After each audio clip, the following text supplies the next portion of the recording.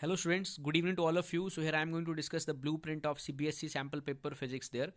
So sample paper के basis पर ये एक ब्लूप्रिंट है जिससे हम एक अंदाज़ा लगा सकते हैं कि हमारा फाइनल पेपर जो है वो उसमें क्या पैटर्न जो है मार्क्स डिस्ट्रीब्यूशन जो है वो किस तरह से फॉलो होगा।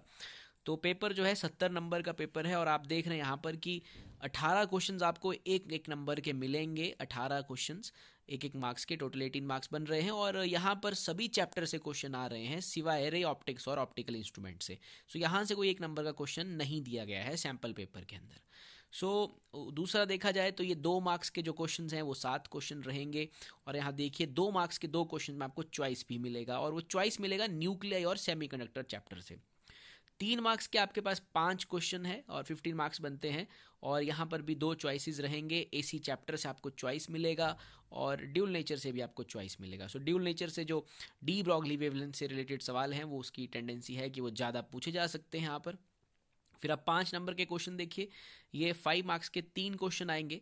ये पोटेंशियल कैपेसिटेंस से रहेगा, करंट इलेक्ट्रिसिटी से रहेगा। करंट इलेक्ट्रिसिटी से लगता है कि पूरे चांसेस हैं कि एक डेरिवेशन 5 नंबर के साथ हो, जैसे कि ड्रिफ्ट वेलोसिटी है, करंट का डेरिवेशन रहेगा एंड वहाँ पर सेल्स के कॉम्बिनेशंस हैं, किरचॉफ लॉज हैं, तो वहाँ से कोई एक 3 मार्क्स का रहे, 2 मार्क्स का कोई न्यूमेरिकल साथ में हो।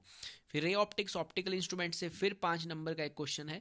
तो रे ऑप्टिक्स से पूरे चांसेस ऑप्टिकल इंस्ट्रूमेंट से TIR या astronomical telescope, microscope, simple microscope, यहाँ से कोई 5 मार्क्स का क्वेश्चन बने या प्रिज्म से कोई क्वेश्चन बने जिसमें कि 2 पार्ट्स रहें, एक में कोई डेरिवेशन रहे प्रिज्म फार्मूला का या वहाँ पर एक साथ में उसके न्यूमेरिकल रहे। फिर यहाँ 4 मार्क्स में देखिए, 4 मार्क्स में अगेन रे ऑप्टिक्स और ऑप्टिकल इंस्ट्रूमेंट्स हैं।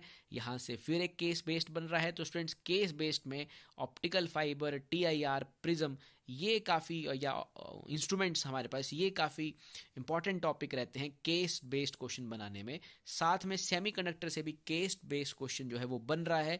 तो यहाँ से भी लगता है कि सेमीकंडक्टर से या तो रेक्टिफायर से रिलेटेड कोई क्वेश्चन हो सकता है या बाइसिंग से रिलेटेड या फॉरवर्ड रिवर्स करेक्टरिस्टिक्स से रिलेटेड केस बेस्ड क्वेश्चन कोई बनाया जा सकता है या किसी इंस्ट्रूमेंट्स या किसी सेमीकंडक्टिंग डिवाइस से कोई क्वेश्चन बन सकता है। सेमीकंडक्टिंग जैसे कि एग्जांपल में तो LED दिया गया है, लेकिन इसका मतलब ये नहीं है कि यहाँ पर जो क्वेश्चन होगा वो टॉपिक वो थोड़ा बाहर से भी लिया जा सकता है, लेकिन आंसर्स पैराग्राफ के अंदर ही रहेंगे, वहीं से फंडामेंटल अंडरस्टैंडिंग से उसको सॉल्व करना रहेगा।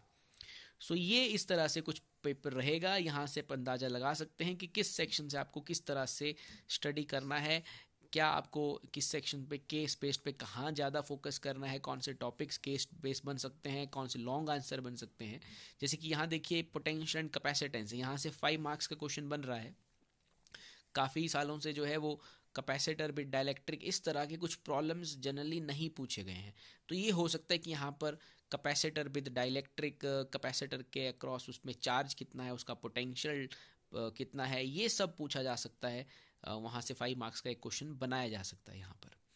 So this is the blueprint and I hope आपको ये मदद कर सकता है आपके एग्ज़ाम की प्रिपरेशन की स्ट्रेटजी थोड़ी और उसमें हेल्प कर सकता है। With that, thank you very much.